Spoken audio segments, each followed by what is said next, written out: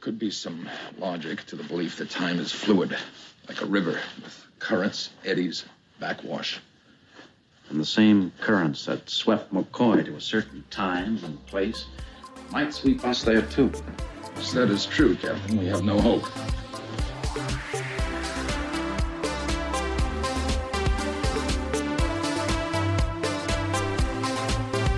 Oh boy, it's a time travel podcast. My name is Nate, and boldly going wherever this conversation takes us is Brian Martin. Like we don't have control over it. Well, maybe Do we though? Do we? I am the guardian of podcasts. Your feeble mind can't comprehend where we're going. What a condescending asshole. I mean, as rock formations go, I think the Guardian of Forever is kind of an ass. Anyway, hi, everybody. Star Trek month, Brian. Hell yeah. By popular demand. Well, kind of. By demand. By a demand. A single lone demand. Yeah, just in case you hadn't been listening to prior episodes, first of all, go back and listen to them. And second of all, wait a minute. If you did listen to the last episode, there's something I really want to clear up. As I'm listening to the previous episode, the Back to the Future musical episode. That was a good episode. It turned out great, Nate. But it occurred to me that I spoke about events that were happening on at least 2 different weekends. Oh, it is out of order. It sounded like I was doing 5 things at once. I was like, yeah, this weekend I'm going to GalaxyCon, and I'm also going to see Wizard of Oz, and I'm also going to... It was like, there's so much. I was like, boy, that's like, as Easter eggs go, that's kind of fun. If you're trying to plot out Brian's weekend, you're like, what? This guy's full of shit. Like, he's not doing any of this, right? Well, it was recorded out of order a little bit. Yeah. It was a real patchwork abomination of an episode, but it turned out great. Yeah, it came together all right. Like just a couple continuity errors. For the eagle-eyed listener. And if you did happen to hear it, then you know that we are kicking off Star Trek month in September. This being the first Monday, we are going to cover a time travel-centric episode from each of the first 4 series. Right. TOS, Next Gen, DS9, and Voyager. Yes. Maybe something fun with the 5th Monday. I believe there's a 5th Monday in this month. Yeah, we do get 5 whole Mondays, and it's Garfield's least favorite month, right? But we'll try to make it nice for you. Yeah, so we bring up Star Trek all the time on this podcast. Oh, sure. Like all the time. This was just a strictly Quantum Leap podcast. We were talking about Star Trek. Yeah, I reference Star Trek all the time. I know most of Next Gen forwards and backwards. Sure. You would consider yourself a Star Trek fan, but Absolutely. What level are we talking about here? Are you a Star Wars or are you a Star Trek? They both mean a lot to me for different reasons. There's no reason you can't like both. I've always compared this argument to the Beatles Rolling Stones argument. The Beatles, as influential as they were really a flash in the pan. They recorded for 7, 8 years, and then that was it. That was the whole body of work you got. The Stones have been around since Methuselah walked the earth, right? Since the days of Christ, the Stones have existed. And it's unfair, I think, to compare, are you a Beatles guy or a Stones guy? Because the Stones have had a much broader era and period of making music, and they've had ups and downs, and their sound has changed, and their vibe has changed, and everything. And Star Trek to me is like the Stones. There are highs, there are lows. The best way to compare the two is to take the best and compare it to the best. And you can't really just take it as a broad idea. Is Star Wars better or Star Trek better? It's not really a fair argument for a long time. Because now we are inundated with Star Wars. Yeah, it's all over the place. Yeah. So when this argument was at its peak in the 80s and 90s, it just wasn't a fair comparison. Yeah. There were a total of 6 hours of Star Wars. That was it. That's true. And within Star Trek, there's its own infighting. Are you a Kirk guy or a Picard guy? Now that makes more sense to me because you can have a very stimulating argument about that. And maybe we will at some point. I think given now that so many people have played Kirk, kind of dilutes that argument a little bit. Yeah. maybe a little bit. Are you a TOS Kirk or are you a Kelvin timeline Kirk? No, everybody should be TOS. Or are you a Strange New Worlds Kirk? No. You know? Oh, well, you know what? Strange New Worlds is like the only Trek of the new generation that I like okay. I call it the AK period after Kurtzman. That's fair. Yeah, that's fair. Talk about gatekeeping. Anybody that's out there listening, I'm going to be one of those I don't like new Trek guys. That's okay. You should go to the subreddit.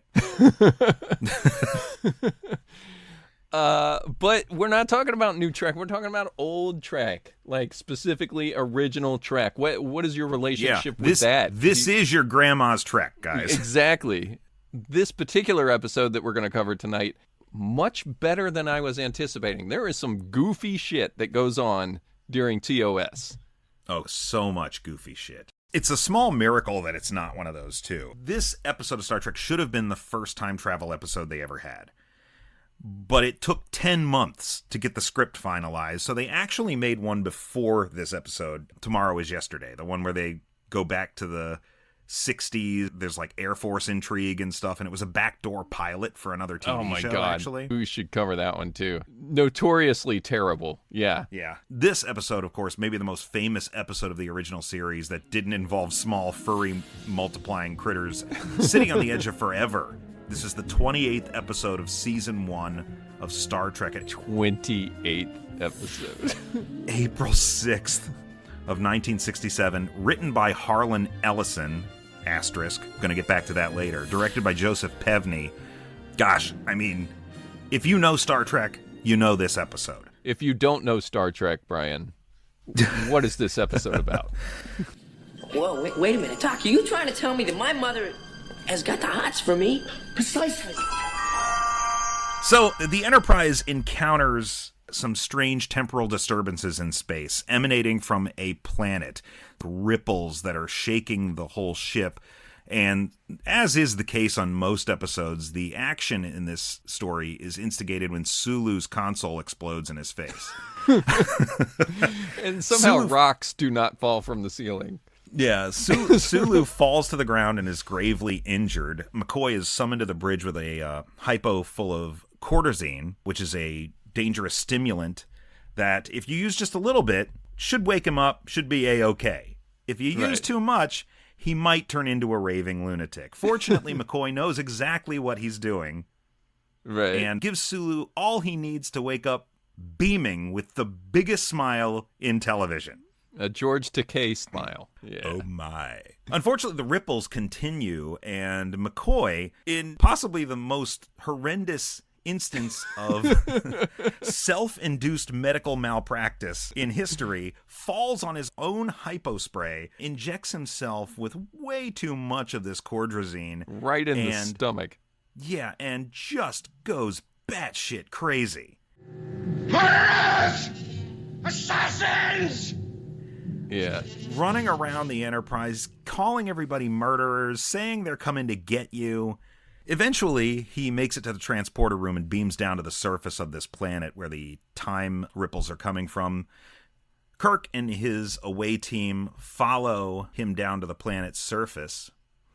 And on the surface, they discover a big stone donut that appears to be the source of this time disturbance. This talking and frankly condescending rock formation identifies itself as the Guardian of Forever, an entity that has existed since time began and will see it to its bitter end. Oh, it's also a pretty cool television because it displays centuries of human history in the span of a few minutes. Yeah. But it's more than just a window to the past. It's also a doorway, and it isn't long before the crazed Dr. McCoy leaps through to parts and times unknown, forcing Spock and Kirk to follow and prevent catastrophic changes to their timeline. And that's all I'm going to get into for now. So, first question for you, Nate, is have you seen any of these remastered episodes of the original series before? Remastered, yeah, with the new special effects and stuff like that. The version of this that's on Paramount Plus, and this is true of the entire scope of the original series, those remastered episodes look great. It's just amazing how good they look. This episode, it's one of the best for a reason, I think. Yes. Really good story. It boils down and focuses on just Kirk and Spock. They're all kind of single episode contained stories. But yes, this is a little bit different. Because what this gives you is a story with its own beginning, middle, and definitive end. Yeah. And most Star Trek episodes, most regular episodes of television, would end with the characters back in the same place as where they started. Off to a new adventure next week. Back to the status quo. This is a little bit rare because Kirk in this episode ends in a very different place than where he started, emotionally. Yeah. It's a very interesting hour of television, and it hits so many emotional notes. And to me, the comparison to this, Next Generation-wise, is probably The Inner Light, which is one of the best episodes of The Next Generation. Picard lives an entire lifetime in the span of about 40 minutes. I was questioning whether we'd consider that time travel or not. It's not technically. I don't think so either. It just happens to be one of my favorite Star Treks ever. But it captures the same sort of feeling where you get to the end, and the journey you've been on is so deeply personal and affecting. Yeah. We don't know who Edith Keeler is at the beginning of this hour, but by the end of the hour, we're feeling this. The same is true of Picard and the world and the family that he builds in The Inner Light, right? That episode leaves Picard in a different place. For sure. Borg assimilation was probably the biggest thing he went through on that show, but so often in episodic television, we're back at the status quo by the end. We'll see you next week. So that people will come back. I 100% agree with you. It is so hard, even just in a romantic movie, like a 2-hour movie, to write a relationship that really feels like it's coming together. Yeah. And is a believable pairing or something like that, right? There's a talent to doing that. To do it in 42 minutes, introducing an entirely new character, is really impressive. And it's not like you can devote all 42 minutes of it to that relationship either. But the time that they do spend together, the chemistry of the actors, it's a believable relationship that Kirk is building with this Edith Keeler. So he travels back in time and meets a woman in the 1930s, which, I mean, think about it, from the 23rd century all the way back to the 30s. When they're airing this television show, the audience can think of the 30s as 30 years ago. I remember that. Yeah, it was 30 years ago. It was like... It's familiar to the audience. It is as close to the audience as Star Trek Generations release is to us. You say history considers me dead. Who am I to argue with history? You're a Starfleet officer. You have a duty. I don't need to be lectured by you. I was out saving the galaxy when your grandfather was in diapers. Right. Exactly. So, like, they're going to feel like 30s. That wasn't so long ago. But if you think about it in terms of the Enterprise is flying through space in the 23rd century, and they go all the way back to the 30s where he's able to find somebody that he can relate to on an intellectual level, that's a bit of a stretch to me. Well, I mean, however, she's got big ideas. She's got big does. ideas about the possibilities of humanity and the potential for where the human race is going. Right. And it's really amazing to Kirk, who knows his history, to experience somebody like that so many years before humanity actually achieved anything remotely resembling that. It's easy to see how Kirk would become smitten with somebody with big ideas. And so often Kirk is visualized as the Lothario who's just like, hey, which one of you guys has boobs? All right, you know? Yeah, I don't buy into that too much. But here, there's real emotion. There's a legitimate attraction behind it. This isn't just a woman of the week.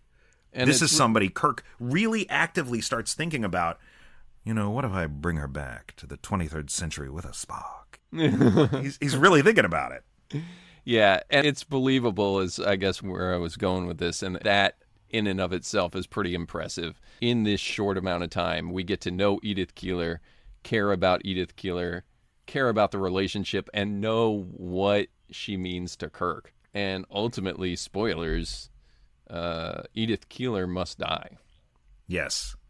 That's what we come to understand about Edith. So one of the coolest things in this episode, I mentioned that McCoy comes down to the planet, jumps into the Guardian of Forever, travels back in time, and the moment he does... Yeah, this is neat. Yeah, the butterfly effect. Yes, exactly. The way it's portrayed here is almost like Looper in the sort of blink and everything's gone. Yeah. You don't see any effect, really. McCoy just jumps into the Guardian, and suddenly the Enterprise can't be hailed. Suddenly, there's no transmissions in the sector. There's no Starfleet. everything's just gone. This is the butterfly effect to end all butterfly effects. The landing party. The landing party, they're still there because of the proximity, of course, to the Guardian himself. Itself, whatever. Yeah, what's its pronoun? It's such a neat idea. I guess rock. I don't know. What's the Guardian's pronoun? They, them. Hey, speaking of the Guardian of Forever, did you see the Discovery episode with the Guardian of Forever in it? No, I don't. Again, new Trek. Yeah. The Guardian of Forever does come back in a season 3 episode. Oh, no. Of Discovery in the far, far future. Oh, no. It's an interesting one. Interesting in the... I kind of dug the reveal. Really? When you find out, oh, that's what this is. It is a little weird, though. Yeah, that's one of the problems with new Trek is how often it dips into old Trek just to do it. All that says to me is that you can't stand on your own. But nevertheless, let's not go down that road. So, the Enterprise is gone. Kirk and Spock have to dive into the Guardian. This is an imprecise method. They don't know if they're going to arrive a year before McCoy. They don't know if they're going to arrive a week before McCoy. I think ultimately it's about a week. There are a few things I want to touch on around this moment. The moment they decide that they're going to travel back, and Kirk tells Scotty, wait as long as you think you need to. Yeah. And then one of you is going to have to try again. And each one of you at some point is going to have to jump through and try. Scotty, when you think you've waited long enough, each of you will have to try it. Even if you fail, at least you'll be alive in some past world somewhere. That, to me, had so much weight. Even just a short little comment, but kind of the gravity of the situation is all wrapped up in that one comment. Yeah, it's such an effective line. Such an effective delivery. It's so great. And on the somewhat silly side is when they beam down to the planet and they're looking for McCoy. McCoy is hiding behind these little rocks. Yeah. And he'll pop up in the background like that creature you look for in the background of a She-Ra episode. Yeah, Lukey was his name, I think. The one that hid in the She-Ra episodes. Like, oh, there he is. He pops up from behind the rock. Yep. And then, Can you see, the camera, boys and girls? And then the camera pans the other way, and McCoy's in the foreground, like with these crazy wild eyes, and the people searching for him in the background, and they're just kind of bouncing around this small little set they have, and it just struck me as so funny. I don't think that's what they were going for, but it was an enjoyable moment. Speaking of not what they were going for, can I give you the first of several little behind-the-scenes tidbits about the production of this episode? I'd love to hear it because I did no research. So the Guardian of Forever, the set there's a lot of like broken pillars around it. Right. It looks ancient, like it's very effective. The production designer thought that the script said ruins, but it actually said runes. So they were supposed to be intact stones encircling this thing. Oh, no. These ruins extend to the horizon. So that's the first little tidbit I'm going to give you. That's actually really cool. We'll revisit this again because there were a lot of things that changed and evolved both deliberately and by accident as this script went through production. You know, that's really fascinating because ruins makes it a lot more interesting. It makes it pretty cool contextually, right? This is just this empty planet. Here's this thing. How the hell did this get here? Where is it from? And the crumbled ruins convey immediately a sense of ancient, right? Like this is old. Civilizations have collapsed around it. Yeah, right. Exactly. And like, are these the people that created it? Was there an architect of this, or right? Was there a society that revered it? There's so much mystery to this. The other thing that I want to say about this before I forget, Kirk and Spock and the crew in this episode are so naval. Yes. In a great way. They kind of get away from this over the course of doing Star Trek. But as this episode opens, they're basically in choppy waters, right? They're in danger. And the captain's order is to transmit his log back to Starfleet. Precautionary measure, Lieutenant. Broadcast to Starfleet Command my past week's log entry, starting with the unusual readings we had on the instruments and how they led us here. Inform Starfleet Command that apparently Something or someone down on this planet can affect changes in time, causing turbulent waves of space displacement. Why they're out there, how they got here, what they're facing. And I found that really fascinating because it's like, of course that's what you do, right? Transmit your logs back to home base. They don't do that anymore. Very rarely do you ever see the minutia of running a ship in a fleet. And it's, right up front in the first season of the show, granted the 28th episode. I found that really cool. In addition to this way they're portraying the Federation as like a naval fleet, I think people forget how good a captain Shatner is. And I don't mean Kirk. Yes. I mean Shatner. He is definitely a guy you would follow. Yeah. Absolutely. And beyond that, he's a much better actor than people give him credit for. Oh, he absolutely is. Like, I mean, he became kind of a punchline or whatever, but... Which I don't understand. He's so good in this. That's poppycock. These people are perfectly free to do anything they like. Let's just cut out everything else. All the great stuff he does throughout this series, and you just look at the last 3 minutes of this specific episode. Yeah. And then come back to me. And then come back to me and say, no, Shatner sucks. I'm sorry, he doesn't. What he does at the end of this episode is just remarkable. Yeah, you say he's a punchline. He gets mimicked a lot because he has a very distinct, very unique cadence to the way that he delivers lines and speaks. That's what war is, Councilman. That's what makes it a thing to be avoided. You've made it neat and simple. So neat and simple that you've had no reason to stop it. And you've had it for 500 years. Doesn't make it bad. I think people make fun of it, but is Christopher Walken a bad actor? No. People mimic Christopher Walken all the time, but nobody gives him this stigma of, well, he sucks. But everybody gives Shatner a stigma of, oh, well, it's because he was a bad actor. Listen to the way he delivers his lines. I got to think part of that is that he's always been kind of a TV actor. I mean, you're not like Brando. You're not like Walken. You're not like these other guys who have very memorable... He's also from an era where a lot of acting was overacting. I mean, that was just kind of the way. Sure. But he gets into Boston Legal. Mm-hmm. His entire career. Denny Crane. J.J. Hooker. I mean, this guy... He's great on that. This guy has a healthy... oeuvre. Filmography.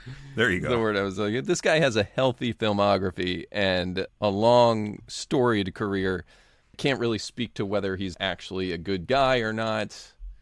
Yeah, There's some things debate go back and about forth. that. Look, all I know is when I met him, he was real excellent. genuine. Just terrific. It was when Miles was a few months old, and Miles was nestled down in his stroller asleep, and he stood and kind of craned over the table and like, who is this? And I was like, oh, this is Miles. And he's like, wow, I wish I had slept like that last night. And I said, well, to be fair, he's sleeping like this now because he didn't sleep like this last night either. And, we chat for a second. He was like, well, give Miles my regards. Like that. and I was like, I will. I absolutely will. And Jacqueline and I were walking away from it. And I was like, oh my fucking God. Oh my God. Oh my God. It was like being blessed by the Pope.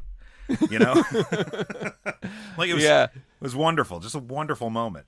That's awesome. Was that at a GalaxyCon? It was a GalaxyCon. Yeah, it was GalaxyCon back in 2018.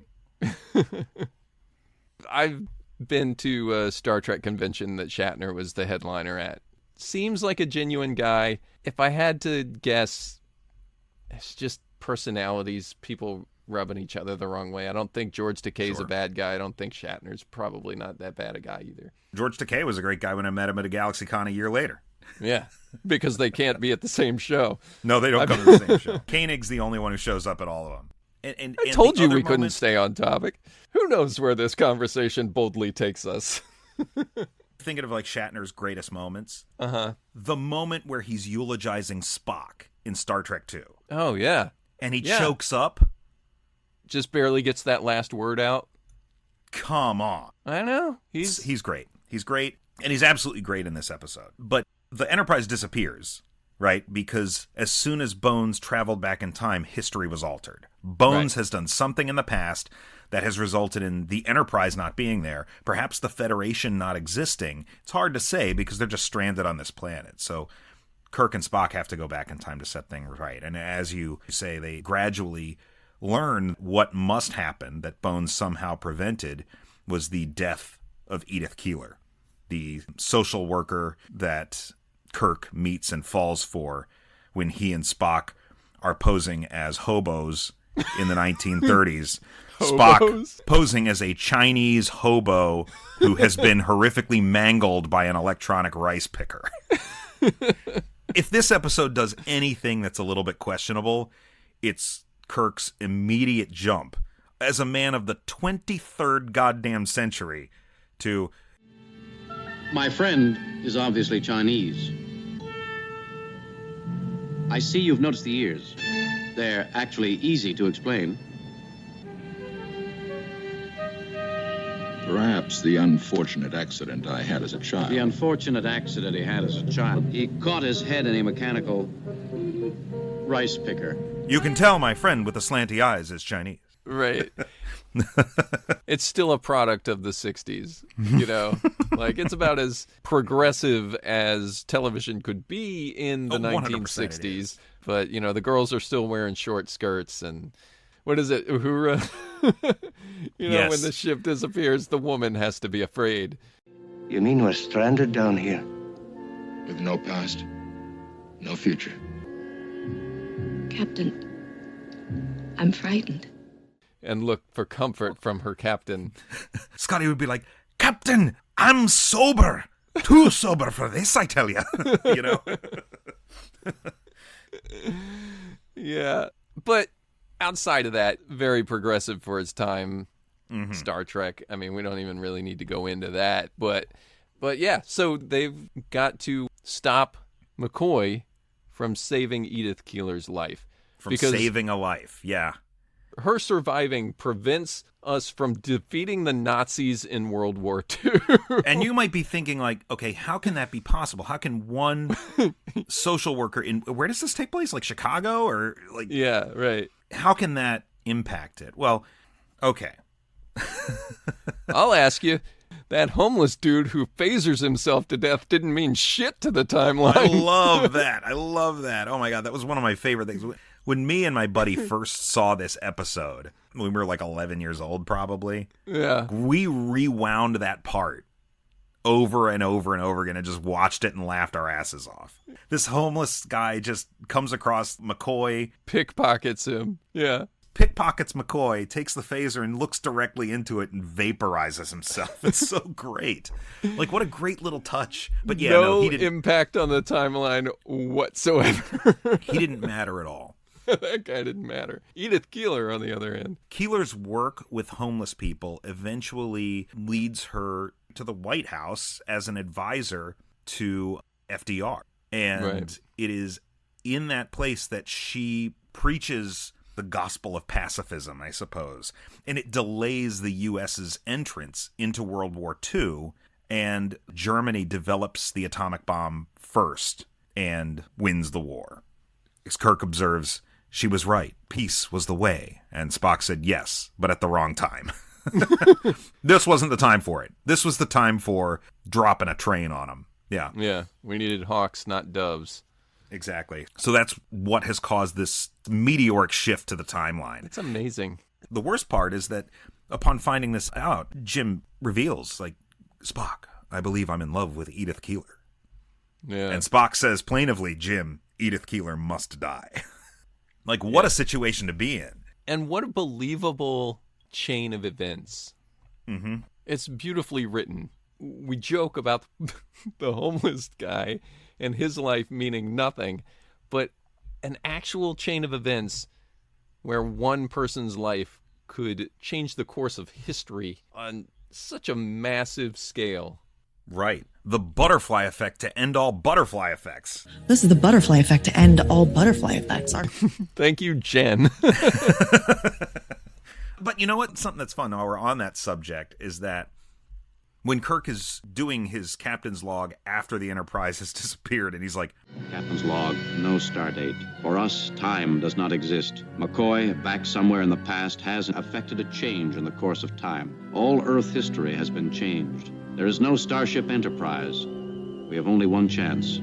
We have asked the Guardian to show us Earth's history again. Spock and I will go back into time ourselves and attempt to set right whatever it was that McCoy changed. no stardate. Which is great. Yeah. One of the things he says in that log is Spock and I will go back in time ourselves and attempt to put right whatever Dr. McCoy changed. It's like the Quantum Leap mission statements right there. You know? Put right what went wrong. The other thing I want to mention is the captain's logs as a framing device. Any episode can be your first episode of Star Trek because of the captain's log. That's true. And you could even miss 15 minutes of it and still come in, and the captain's log is there after the commercial break. You know, they expand that as the series go on. First officer's log, counselor's log, Chief Science Officer's log. Yeah, exactly. Whatever is necessary to narrate something for the audience. The time that they spend in the 1930s, a lot of fun talking about it being primitive. Spock building all that crazy technology with cathode ray tubes. And he's being such a bitch about it. Like, well, it's what does he great, say? though. Oh, I'm attempting to construct a mnemonic circuit using stone knives and bear skins. Yeah. I made a comment that the Guardian of Forever wasn't the only wiseacre in this episode. They're both kind of douchebags. And they have a little back and forth in that regard, too. Yes. The Guardian calls Guardian into question Spock's intelligence. It's so great. A time portal, Captain. A gateway to other times and dimensions, if I'm correct. As correct as possible for you. Your science knowledge is obviously primitive. Really? Yeah, I love the way the Guardian speaks. You know, you made jokes about it right up front, but the writer uses such verbose language and on an intellectual level that puts the Guardian up on a pedestal. Since before your sun burned hot in space, and before your race was born, I have awaited a question.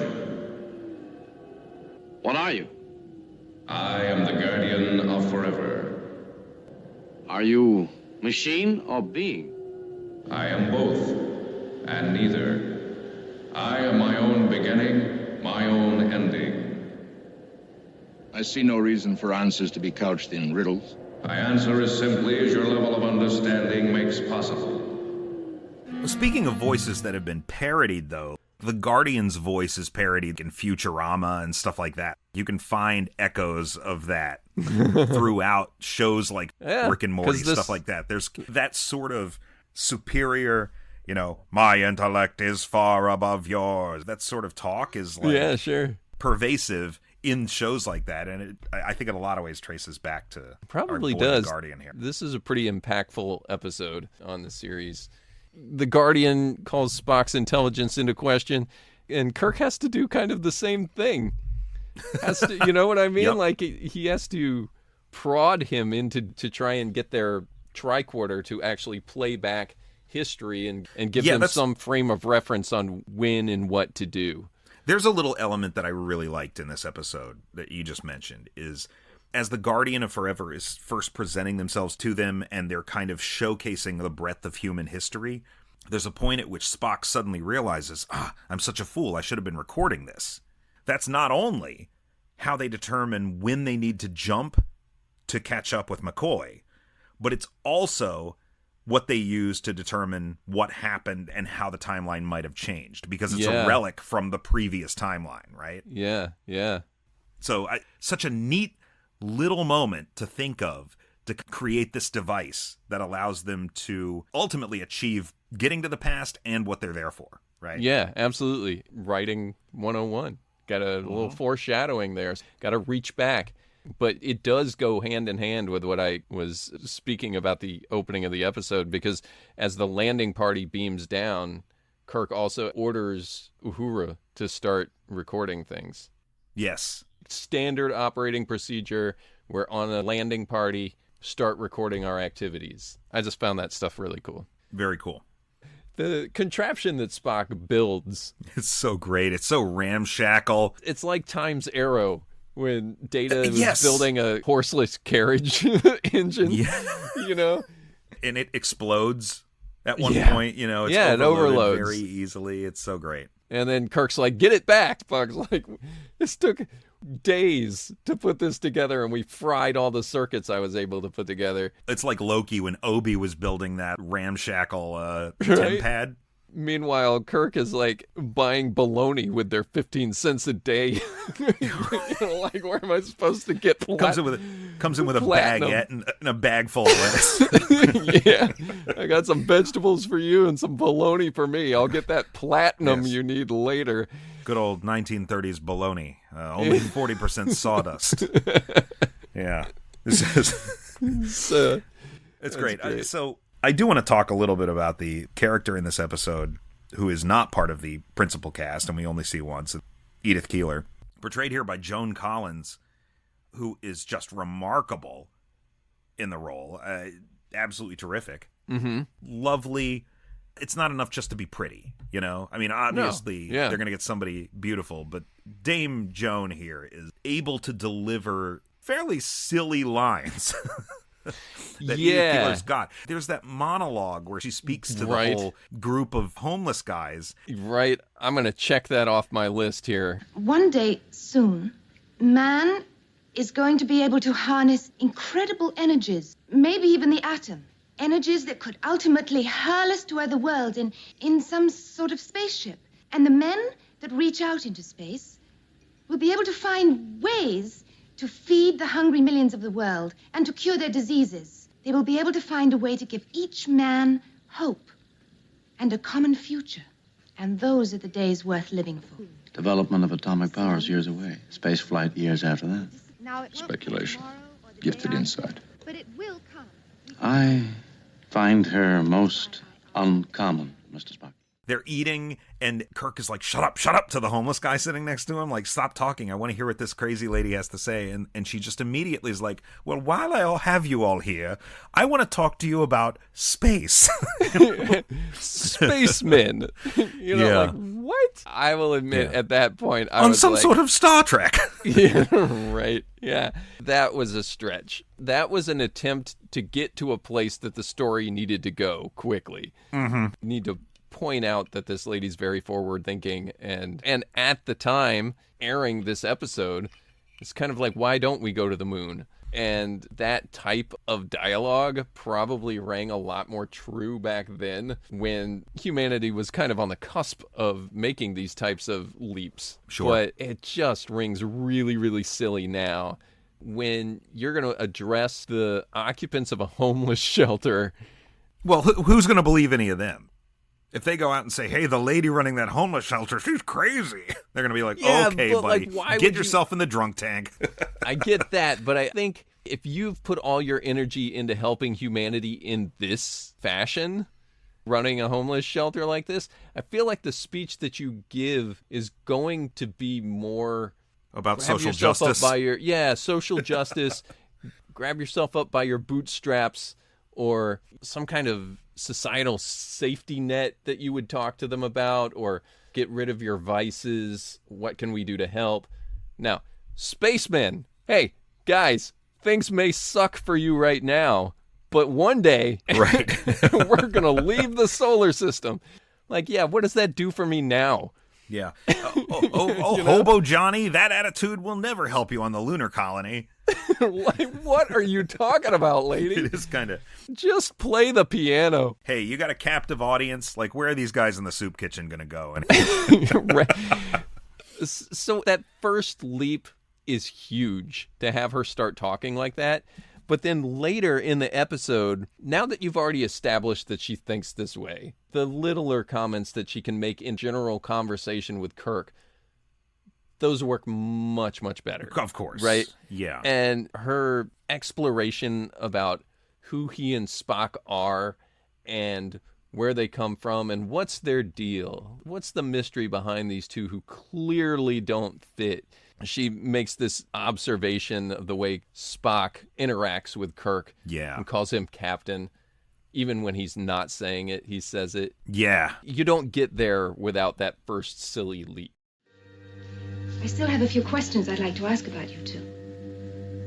Oh, and don't give me that. Questions about little old us, look. You know as well as I do how out of place you two are around here. Interesting. Where would you estimate we belong, Miss Keeler? You? At his side, as if you've always been there and always will. And you belong in another place. I don't know where or how. I'll figure it out eventually.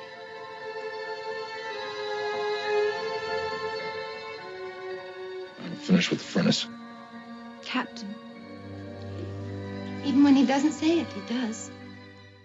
You get there, and then they start talking about Gene Roddenberry's basic goal for Star Trek, getting rid of famine and disease and hatred and bigotry, because we're better than that, and one day we will be beyond it, and it won't even be something that we consider, and she talks about all the money that we spend on war and death.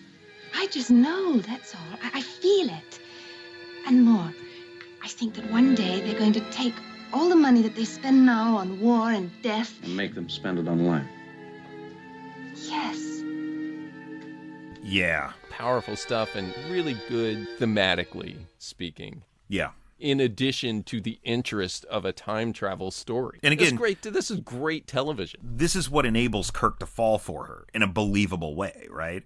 Yeah. Like, I think, again, that speech is kind of what hooks him, as odd as it might be. Right. But you're right. It's all the little interactions they have afterwards that are facilitated by that initial speech. Yeah. That make the ending so impactful, right? Right. As long as we're talking about Edith Keeler, she has another very genuine relationship with McCoy. Mm-hmm. When McCoy comes on, you believe that as well. Her heart has no walls. She takes McCoy in, nurses him back to health, even though he views her as a hallucination. Right. Well, he's so great. Once he shows good up in this, yeah. Once he shows up in the 30s, the hobo's running away from him, and he's like, "Don't run! I won't kill you!" And I'm like, "Oh, that's very convincing. Sounds good." Yeah, and he's got that 60s stage makeup to show that he's crazy, He starts freaking out about hospitals of the era, crying because it's like how barbaric they are, and he said they'd sew people like garments. Yes, like, I actually jotted that down too. I made a comment in here way up after they first get to the 30s, Spock and Kirk, that there's no double dumbass on you comments in this episode. Yeah. Star Trek 4 is largely played for laughs. Oh, it's a comedy, yeah, for sure. The interplay between the era and our cast. This is like the tonal opposite of that, right? There's so much more gravity and weight to everything, Yeah. And not that I don't love one more than the other. No, they both work. But McCoy's kind of breakdown and his encounter with Keeler and all of that is just so good. It really is. And there's a parallel to Star Trek 4. They go to a hospital in the 80s, and McCoy's walking around curing people on dialysis. It's like the goddamn Dark Ages. The Dark Ages? I got a new heart. And here he's just like horrified at the notion that we would use a needle and thread to suture up a wound. Just had to cut and sew people like garments. Needles and sutures. Oh, Betty.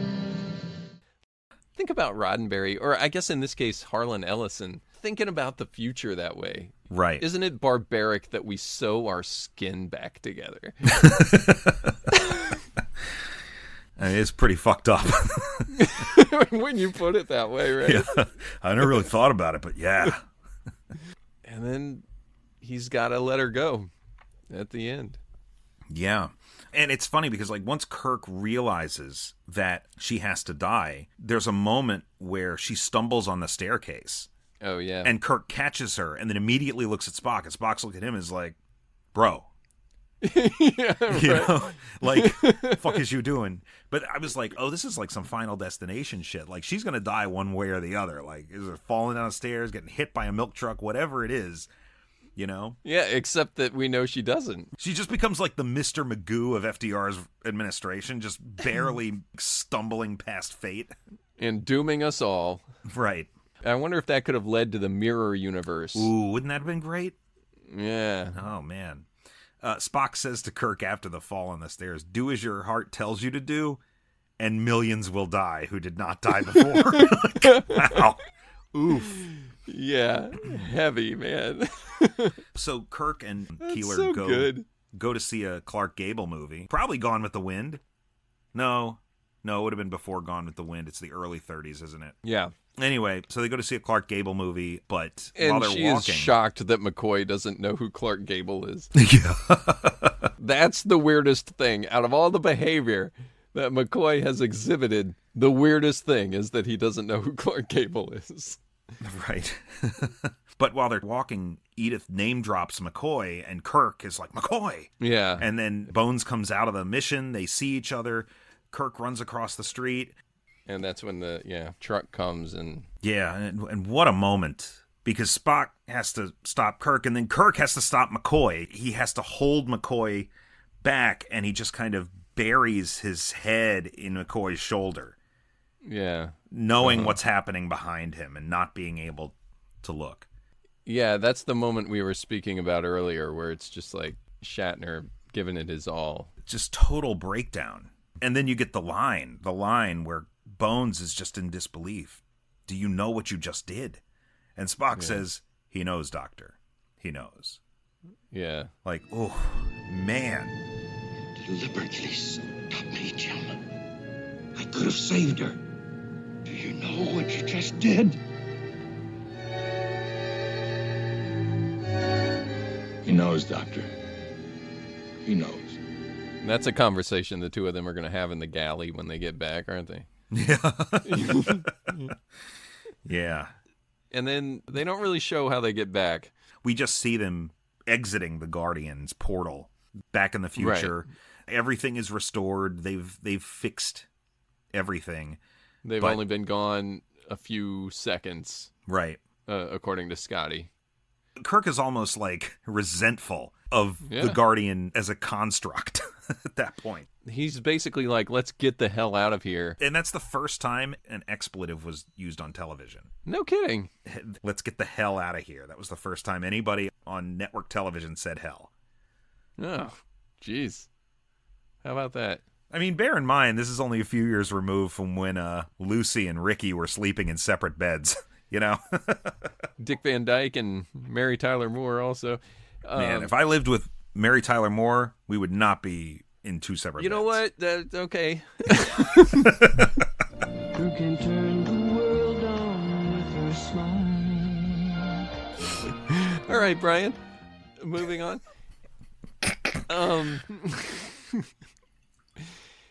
The emphasis is needed there. That's a moment for the F word these days. Get the fuck out of here. You know what I mean? Yeah. He just spits that last line. Time has resumed its shape. All is as it was before.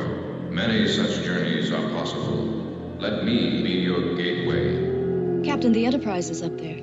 They're asking if we want to beam up.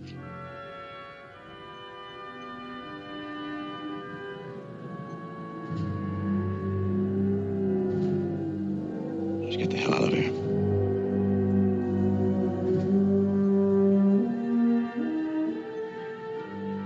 That's a testament to how it affected him, but in a larger, somewhat more scientific angle, maybe don't just leave a time machine lying around. It's pretty fucking dangerous. That is the discovery of the century. Right. Well, I will tell you that the Guardian relocates itself periodically. Oh, according to... When we find it again in Discovery, it's on a different planet. Okay. And it's because it was afraid that it would be exploited during the temporal wars. From Enterprise. Yes. So it kept shifting around and hiding itself, concealing itself through the centuries. So okay. I think the Enterprise found it because the Enterprise had to find it. Yeah. I think that As interesting as that little tidbit is, for a second there, that's actually really kind of cool. I prefer what we touched on earlier in this episode. Mm-hmm. The notion that these ruins are around this thing. Not the other way around. Yeah. It has been there forever. Civilizations have risen and fallen all around this thing. And it alluded to the notion that it would be there forever. Mm-hmm. I like that a lot more than it can just leave. I like the notion that this thing has always been here, will always be here. And it's almost like the ripples in time and the time effects on the outside of the planet have been what are preventing ships and people from finding this thing.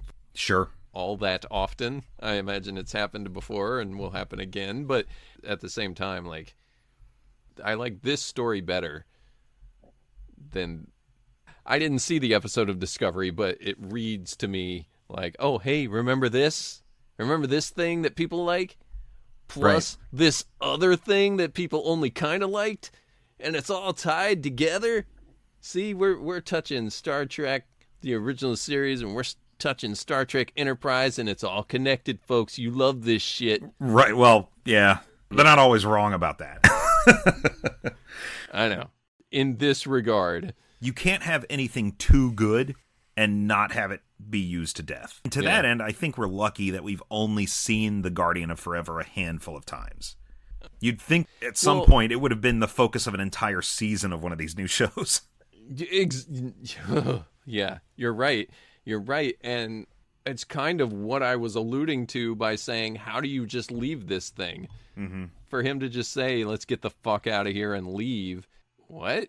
There's so much more to do with this thing. There's no way Starfleet just leaves this behind.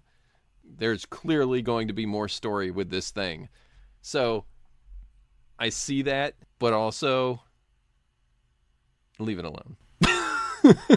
Yeah. You know what I mean?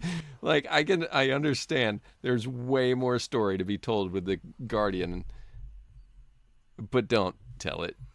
Speaking of that, though, you mentioned it a second ago, The City on the Edge of Forever. What is with that title? I mean, it's cool. Cool. It's interesting to me because it is a very cool title. Yeah. What is The City on the Edge of Forever? I don't know, right? This episode doesn't really explain that. Here's the deal. The initial pitch and original draft of this had the crew beaming down to this planet, and there were an entire race of ancient beings living there. With their runes? Yes. And where they lived, that was the, quote, city on the edge of forever. Oh. And they protected a time device. And over the course of 10 months of rewrites, eventually that ancient civilization was removed entirely, and the portal itself was given a personality. Since before your sun burned hot in space, and before your race was born, I have awaited a question. A lot of it was budgetary. This episode went way, way over budget and took a long time. By the end of it, Ellison was extraordinarily unhappy with it. He felt like his original intention had been just butchered into nothing, even though a lot of the early concepts are still there. The crux of it was that Kirk was going to fall in love with someone who had to die. And so that was always the point of this show. But so many little elements got trimmed out. One of the most interesting ones is that Ellison was brought onto the writing team early in Star Trek's conception because he was such a recognizable science fiction writer.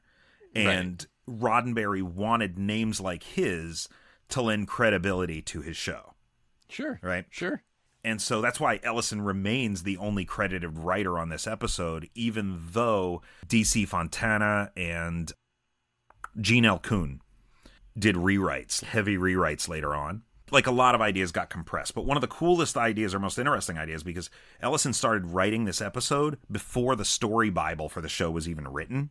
Oh, really? And so he envisioned Starfleet officers as, you know, some of them would be upstanding, some of them would be morally questionable, and there was an entire subplot about one of the officers on the Enterprise being involved in an illegal drug trade. What? And they pursue this character down to the surface of the planet, and he's the one that jumps into the portal. Oh. So eventually they were like, okay, well, let's take that out of it because that's not what Starfleet is. Of course, Roddenberry's Starfleet is all polished and free of this sort of conflict, right? It's like everybody there is altruistic. And so it was made into this plot with McCoy, which Ellison hated for the reason I pointed out earlier, that it's pretty fucking dumb to have your chief medical officer make such a boneheaded mistake. Yeah, when I saw that, I thought it would make so much more sense for himself to get stabbed with the thing if the ship got rocked as he was administering it to Sulu. Rather than just standing there for minutes. He's got his hands right there. Like, you hit a pocket of time right there, shake, boom, stab yourself in the wrist by accident with the hyperspray. It makes so much more sense than, like, falling on the console and stabbing yourself in the stomach. So I don't disagree with Mr. Ellison on that. It did look awfully silly. But at the same time, it seems like some of these changes are a good idea. You don't have time to do an entire civilization before you even get into the traveling back. Lot. We just talked about it taking 42 minutes to get a relationship between Edith Keeler and Kirk. Like, if you got to spend, 10 minutes of that time setting up a civilization? One of Ellison's comments with the later draft, the one that we actually see now, is he called the dialogue, quote, precisely the kind of dopey utopian bullshit that Roddenberry loved. Oh. And also mentioned that Roddenberry had about as much writing ability as the lowest industry hack. So, I think there are a lot of writers on TNG that would agree with that. Yeah, obviously. Utopia was a big thing for Roddenberry. A civilization free of conflict. And it really was felt on The Next Generation. In fact, it wasn't, being honest, until after Roddenberry passed that show was able to come into its own. You know? Yeah.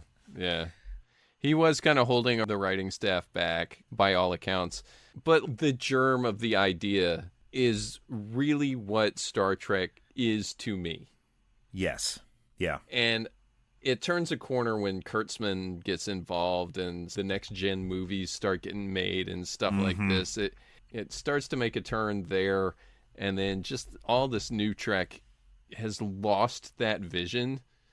Yeah. That all the other series, even DS9 to an extent, they all play on this potential for a better future. DS9 in particular. I mean, DS9 kind of presents it in the most interesting way of any of the series, any of those original 5 series anyway. Even though they have a war, they have an ongoing war in that series. There's an ongoing war, but I mean, this is about a station where a bunch of refugees have to learn to live together. You've got Ferengi, you've got humans, you've got the militaristic Bajorans, you've got all and that's of these where different all things. the conflict. Yeah, that's where all the conflict comes from, is the aliens and the that humanity is beyond that. We're like the Guardians. We're way above all of these people and their petty bickerings. And that's how they view Sisko as he arrives on the station, right? Oh, Yeah. look at the golden boy. Too afraid to get his hands dirty, DS9, once it comes into its own, it really takes off into something unique and special. And it's weird to me that after 30 years, it still kind of stands alone in that regard. Yeah. But at its core, it's one of those sci-fi stories that dreams of a better tomorrow. Yeah. It's hopeful. It's not dystopian.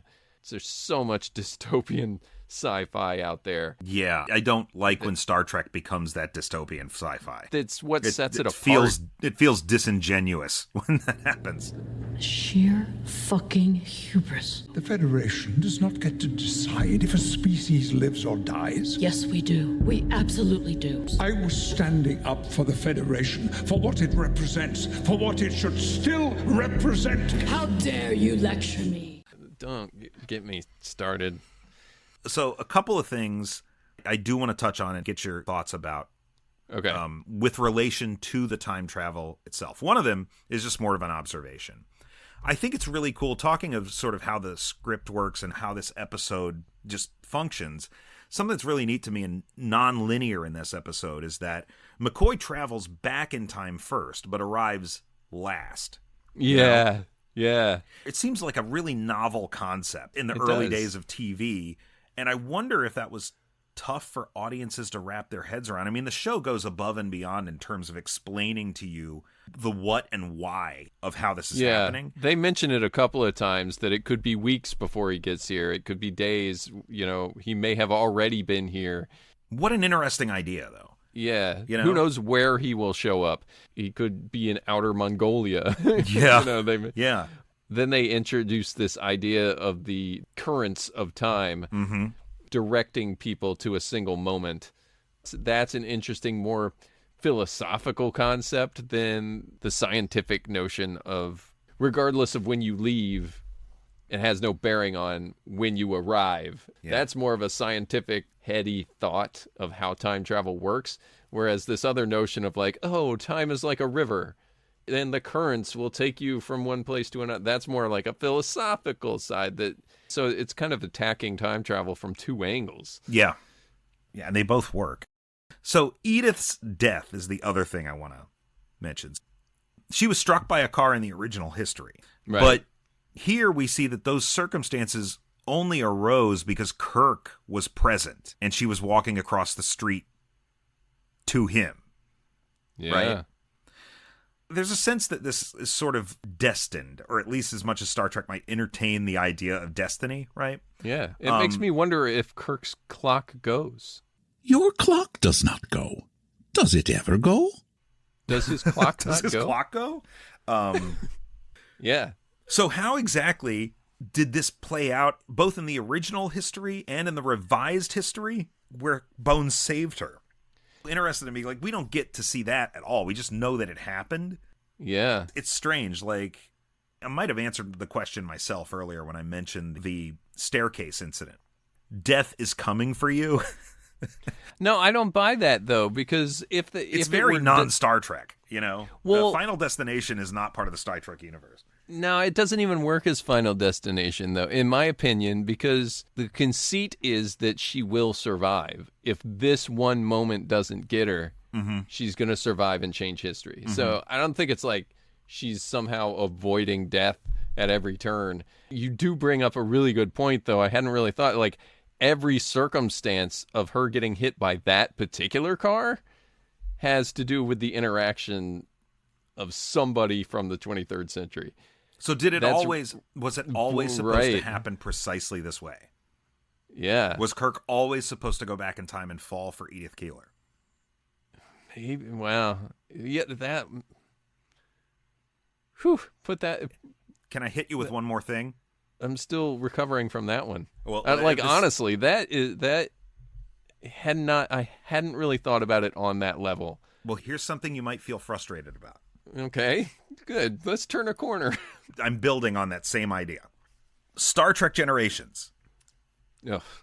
Kirk has been in the Nexus for 70 years, right? Yeah. Do you remember who he's with in the Nexus? The mother of his son David, right? No. The woman that Kirk is there with is named Antonia. She is a woman we've never heard of. She's a woman we don't see in the movie. We see her in the distance on a horse. Oh, we do not know who this woman is. And get ready, because that character was originally going to be Edith Keeler or Carol Marcus. Those were the two names floated around by Ronald D. Moore. I always just assumed it was Carol Marcus, but now that I'm thinking about it, if I liked that movie, I would have liked it to be Edith Keeler. That would have been really interesting. Wouldn't that have been great? Yeah. Paramount shot it down. Because you can just watch the Next Generation movies and kind of suss this out. They're like, we don't want to make a movie for the fans. We want to make a general audience movie. Yeah. So we don't want to lean on all this continuity and all of this stuff. We want it to be its own thing that you can just go and watch. And so having a one-off character from an episode from 30 years prior got nixed. I was out saving the galaxy when your grandfather was in diapers. That's so stupid. Isn't that terrible? Because, like... Who's it hurting? Think of what it does to the end of this episode. If Kirk, At the end of his life, that's the person he goes back to. That's the moment that he's stuck with forever. A city on the edge of forever. But to be fair, a nameless character like Antonia really fits much better in that shit movie. That's true. That's true. So it makes much more sense for that to have no real weight to it at all. Because, you know what I mean? Like, it makes way more sense for Kirk to be wrapped up in some character we don't care about. The joke I always make about Generations is that, like, there's like a week on the Enterprise between the end of All Good Things and Star Trek Generations, doing their normal thing, having their meetings and stuff, and suddenly some dude comes in the room and unscrews half of the light bulbs and just leaves. Oh, and he does that throughout the entire ship. That's right. It has to be cinematically lit. Because it's all fucking dark. Fuck that movie. God damn it. Yeah, anyways. Man, you could just get me started on the next gen movies. They're all garbage. Yes, First Contact also, folks. Oh, man, we'll have to do garbage. That one at one point. People will hate me so much. Look, I've tried to do this on Paprika for a while. Like, look, this movie's not perfect by any stretch of the imagination, but I get shut down real quickly on that. People love that movie. Crazy how people like that movie. Oh, brother. What I've gotten used to saying about it, I put it like this. It is easily the best of the Next Generation movies. And that's what I will say. Because I think it is easily the best of the Next Generation movies, but it is very imperfect. But there's more in it that I like than some of the other ones. Yeah. We're going to have to switch paths. We'll go on I for also another usually 2 say, hours. I also usually say my favorite Next Generation movie is All Good Things. Right. That's where that continuity ends for me. We can get this out if and when we do First Contact. And we'll get a lot of letters for that one as well. Oh, man. Yeah. Anyway. Our listens are going to sink. It's like a rock. So the last thing I want to ask you. Sorry, folks. Before we get to our ranking of time travel is, this is continuously ranked throughout the decades as one of the finest episodes of Star Trek, if not the best episode of the original series. Right. Is this the best episode of Star Trek, the original series? If we're asking me at this very moment, I'd probably say yes, just by virtue of it being fresh in my mind and just how good I really felt like it was. Mm-hmm. This was good TV. This is a good hour of television. It's a really good hour of television. What's up there with it? To me, the one where Spock's brain gets transplanted? No, it's not Spock's brain. Universally the one reviled. Where Kirk dresses like an Indian. That's a bad one. Kirok. Oh, also pretty bad is the Savage Curtain with Abraham Lincoln in it. There are some stinkers. For my money, that's 2 episodes I go back and forth. The Ponfar, Spock's Got a Mate episode, terrific. Right. Great music in that one, too, that was aped in the Cable Guy. That's the best part of the Cable Guy, the Jim Carrey movie, where they're in medieval times sand pit. And they're dueling, and he's singing that music as he's attacking Matthew Broderick. But the other one is Balance of Terror, the first episode with the Romulans. Oh, in it. yeah. Yep. That's another one. That's good. Like, in another time, we might have called each other friend. It's another one that just hits. By the end, you've really been on a journey with these people. And the only thing that edges this in that regard from, like, Balance of Terror is the fact that that one actually takes place in space for the most part. As far as just the feels and the feeling of what Star Trek can capture and represent and provide in terms of like heady science fiction, you know, we're talking about the non-linear time traveling and stuff. It's hard to get a better hour of Star Trek than that. You're completely right. Yeah, I do love those episodes that are like political. In Next Gen, there's one called The Defector. Mm-hmm. It's really good. With a Romulan defecting the enemy, where Geordi is trapped on a stormy planet with a Romulan. Yeah. And they have to work together to get out of it. Yeah. The best episodes of Next Generation are always ones where they're trapped on a planet with another guy and they've got to work together. Darmok. That's a great one. Yeah. Well, let's do TNG when we do TNG. Oh, Jesus, boy. Buckle up, guys. Next week, it's going to be like a 4-hour episode. You thought we went off on tangents this week. If you're going to build a time machine into a car, why not do it with some style? Yeah, so time travel methods. This is episode 10 of The Bold New Era. It is. Episode 60 we've reached. And last week we put the DeLorean at the top. Correct. Where are we putting the Guardian? I think the Guardian's got to be up there. It's high. I think the Guardian is just below the DeLorean. Over Time Cop? Over Time Cop, and I'll tell you why. The thing that sets the Guardian of Forever, other than just having a sweet-ass fucking name, That was pretty cool. over the Time Cop train track thing, is that it trash talks you. It's the voice. It's the whole personality. It's a time machine that is just like, your feeble minds can't possibly comprehend the span of time, you know? He's great. And he doesn't help you. He's just like, here's everything. Dive in whenever you want. You never know what's going to happen, you know? That's It's like a time travel slot machine. Yeah. Maybe you get nothing but lemons.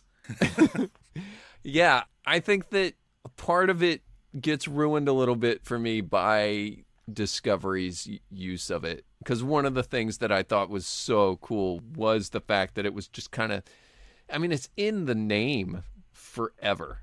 Like, it's been there forever. It will always be there. And yeah, it's an intelligent machine. It is both, what does Kirk say? Are you machine or being? And he says, I am both and neither. Dipshit. You know, just something talk. Like Stop talking in riddles. Your science knowledge is obviously primitive. What is the actual line there? He says, I answer as simply as your little understanding makes possible. Like, what an asshole. I know, but it's so good. Yeah. It's so good. Gotta I'm love right this there guy. with you. I will put the Guardian above Time Cop. If we had not covered Back to the Future, it would have been the number one. It'd be at number one right now. Yeah. Yeah.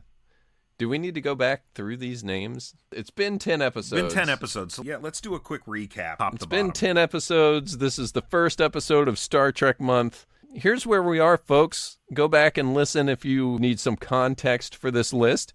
But we have ranked the time travel methods as follows. The DeLorean from Back to the Future. Best time travel machine. Going to be hard to beat. The Guardian in the City on the Edge of Forever. The time travel machine from Time Cop. The little train tracks, right? Little train tracks. The little train tracks, as you like to call it. I like to think of it as like a rocket. I mean, it's a rocket on a track that it is. Pierces time. It's fucking awesome. That's why it's number 2, folks, or number 3. Number 4, Midnight in Paris, the Peugeot that picks you up and takes you to a party. Yeah, go to a party, a fancy car. The TVA Time Door, the time travel from Looper. Which is essentially like crawling into a clothes dryer and then... For me, that one's more judged on the lack of special effects and that you just pop in and out. I don't dislike it at all. Yeah, I like it a lot, but not necessarily the time machine, but the way they do time travel in that movie. So that's why that's up there. Loki's time slipping from Loki season 2. This is where things start to turn, because that's not great. Seems really unpleasant. The first time machine in popular culture, the clock that went backwards. How in the world? Oh, yeah, I remember the rationale for putting that below Loki's time slipping. That it only takes you one place, and it's a war.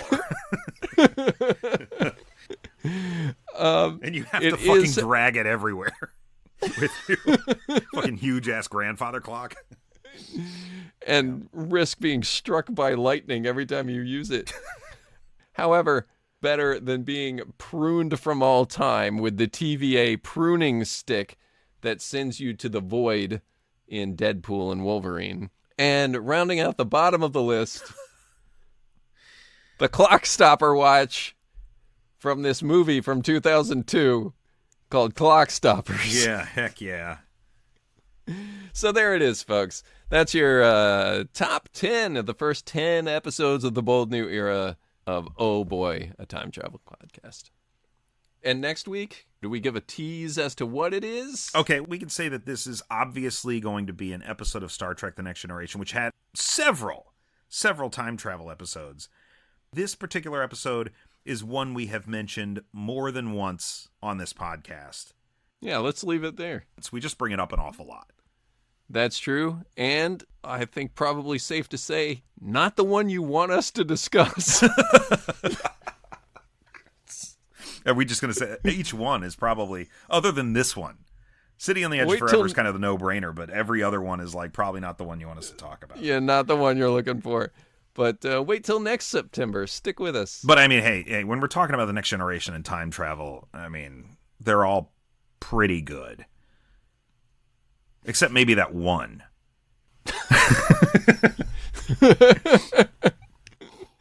Yeah, that one. You know which one I'm talking about.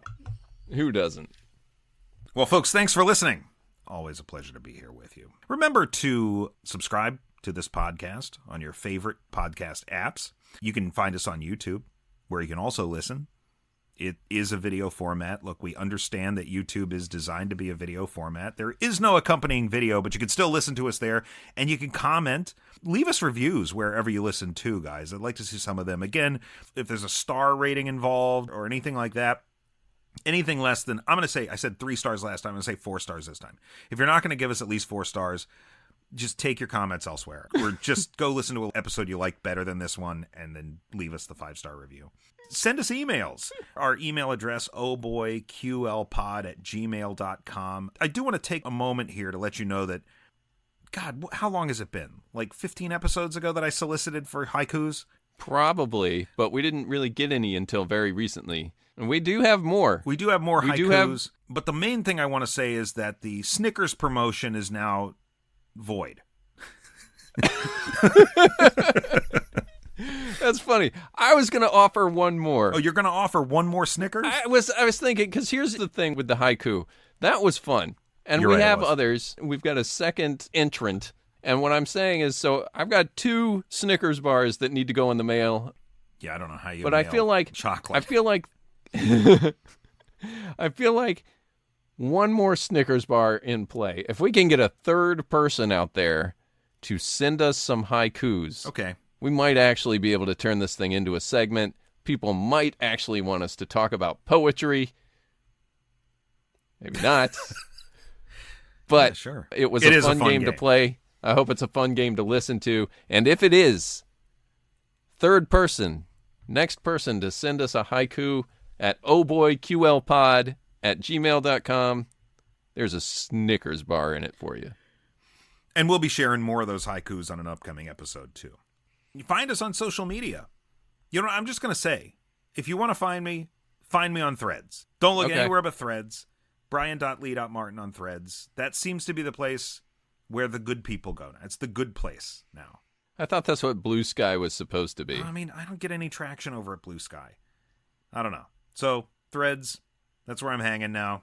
You can find me over there, Brian.lee.martin. And I am at Action Nate on both Blue Sky and Threads. And that's a wrap, folks. Come back next week. Oh, yeah. We'll be back in 1 week with Star Trek The Next Generation. Until then, I'm Brian. And I'm Nate. And we'll see you in the future.